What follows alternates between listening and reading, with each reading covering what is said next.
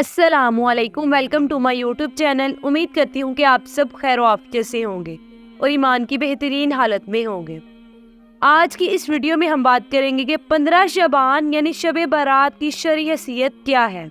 आइए कुरान और हदीस की रोशनी में जानते हैं। बाज़ उलमा सूरत दुखान की दर्ज झैल आयात को शब बारात से जोड़ते हैं। कुरान पाक में अल्लाह ताला इरशाद फरमाते हैं, बेशक हमने इसको एक बाबरकत रात में नाजिल किया है। बेशक हम मुतनबा करने वाले हैं, इस रात में हर बरकत वाला काम मुकर्रर किया जाता है।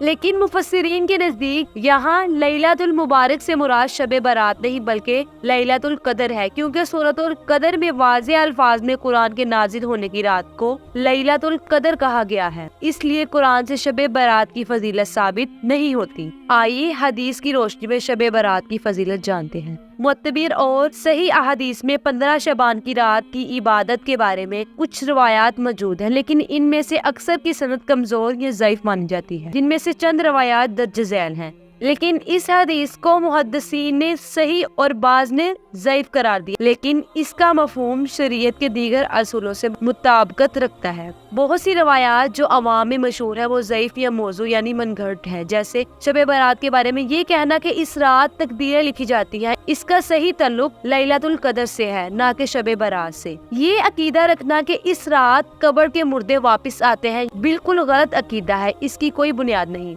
इसी तरह शब बारात की मखसूस इबादत मसलन 16 रकात नफल या मखसूस अज़कार, इनका कोई सबूत सही अहादीस में नहीं है। आइए जानते हैं शब बारात की रात में इबादत करना कैसा है। अगर कोई शख्स इस रात को आम नफली इबादत, तौबा, जिक्र अज़कार और दुआ में गुजारे तो ये एक अच्छी बात है, क्योंकि नफली इबादत की हर वक्त इजाजत है।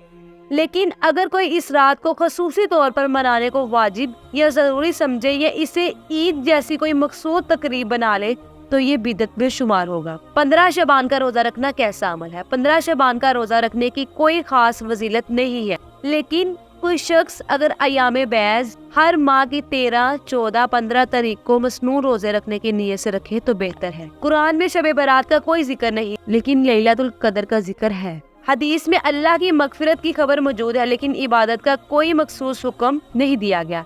इस रात को खास तरीके से मनाने की कोई मजबूत दलील नहीं वाक़या, लेकिन नफल इबादत, दुआ और इस्तिग़फ़ार करना जायज़ है। लिहाजा शब बारात में इबादत की जा सकती है, लेकिन इसको ईद की तरह मनाना, मखसूस अमाल या रस्म व रवाज अपनाना बिदअत है, जो कि नबी करीम सल्लल्लाहु अलैहि वसल्लम और सहाबा के ज़माने में नहीं थी। उम्मीद करती हूँ कि आपको वीडियो अच्छी लगी होगी। अगर वीडियो अच्छी लगी है तो इसे लाइक और शेयर ज़रूर कीजिएगा और मेरे चैनल को सब्सक्राइब भी कीजिएगा। अल्लाह हाफिज़।